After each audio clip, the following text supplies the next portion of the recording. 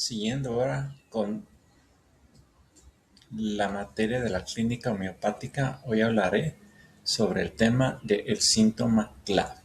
Bueno, aquí, si nosotros vamos en lo profundo y fascinante que es el estudio de la homeopatía unicista, en una consulta clínica puede parecer en ocasiones un océano de información. Si aquí el paciente nos relata decenas de malestares, historias y diagnósticos, sin embargo, dentro de esa totalidad existe un faro que ilumina la dirección correcta hacia la curación. El síntoma clave, también conocido como Keynote.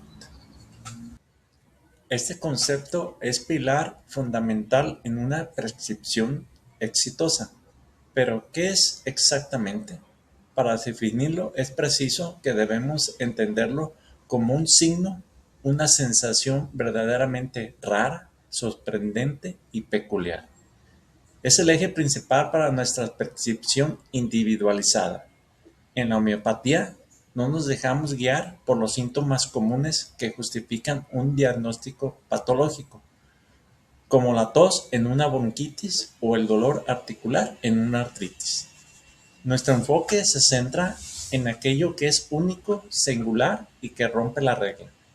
Es ese detalle extraordinario que nos permite distinguir a un enfermo de otro, aunque la medicina convencional le haya asignado exactamente la misma etiqueta. El mismo Hahnemann, padre de la homeopatía, lo establece con firmeza en el párrafo 153 de su Organón de la Medicina. El síntoma que guiará nuestra lesión debe ser sorprendentemente singular y característico. Hahnemann nos enseña que el síntoma clave no es necesariamente el dolor más intenso, ni el signo patognomónico que define la enfermedad. Su valor radica en lo extraño. Puede ser un signo físico inexplicable, una modalidad que agrava inusual o una sensación que desafía la lógica anatómica. Pero descubrir este síntoma no es tarea sencilla, requiere de una anamnesis profunda y sutil.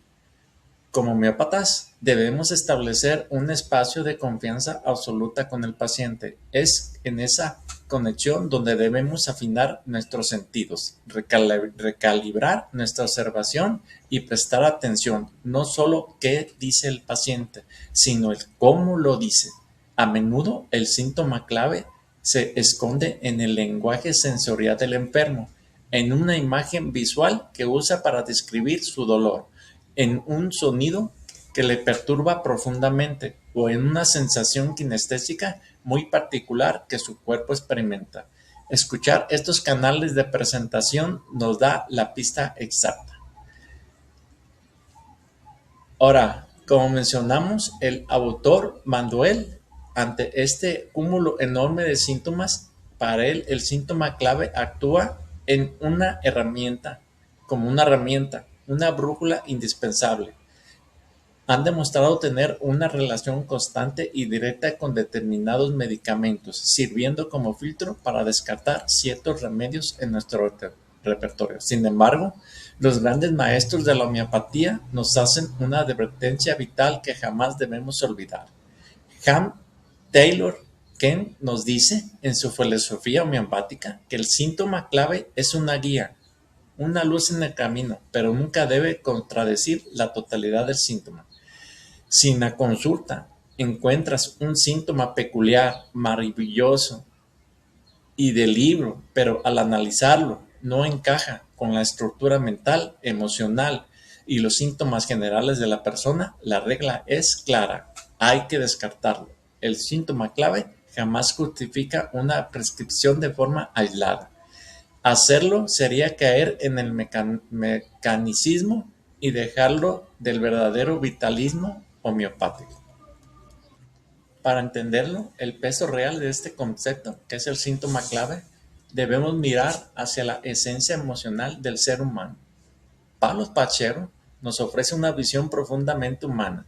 Ese síntoma raro que relata el paciente no es una casualidad, es el grito de auxilio de energía vital perturbada. Casi siempre este síntoma está enraizado en el sufrimiento emocional silencioso del paciente. Si la mente bloquea una emoción inaceptable o traumática, el organismo se congela en el tiempo. A partir de ese bloque, el cuerpo comienza a hablar a través de síntomas físicos específicos. De esta manera, el síntoma físico clave no es un error de la naturaleza, sino una manifestación biológica de una emoción incompleta. Es el dolor emocional reprimido, mapeado en el cuerpo físico. Ahora vamos a ver la otra visión de Gattak. Este nos enseña que para él el síntoma clave es la llave que desenmascara el miasma dominante. Nos indica de forma precisa si estamos pisando un terreno psórico, sótico o sifilítico, guiándonos sin error hacia el remedio constitucional profundo. Los síntomas clave, entonces, son sin duda herramientas poderosas en nuestra práctica clínica, pero exige ser manejados en un profundo entendimiento filosófico para no caer en prescripciones superficiales. Su verdadero valor clínico es servir como una puerta de entrada. Cuando descubres un síntoma muy peculiar en tu consultorio, el trabajo no termina ahí prescribiendo automáticamente el remedio asociado. Al contrario, en ese preciso instante donde realmente comienza tu interrogatorio, es tu deber tirar de ese hilo y confirmar si toda la estructura mental, emocional y miasmática del individuo va a sostener dicho medicamento que quieres prescribir. Entonces, estamos ante el similinum indudable, pero si no lo hace, es solo un síntoma local que debemos surtar en favor de la totalidad sintomática.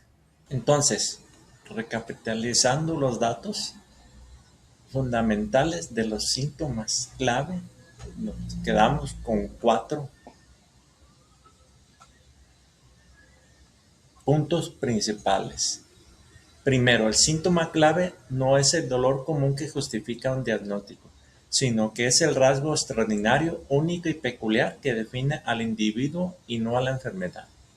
Segundo, recordemos a Pacheco y Gattak. Este síntoma no es casualidad, es la manifestación biológica de un bloque emocional y la pista exacta que desenmascara al miasma dominante. Tercero, como lo advirtió Ken, es nuestra mejor puerta de entrada para empezar a tirar el hilo durante el interrogatorio, pero su valor depende de lo que encontremos después.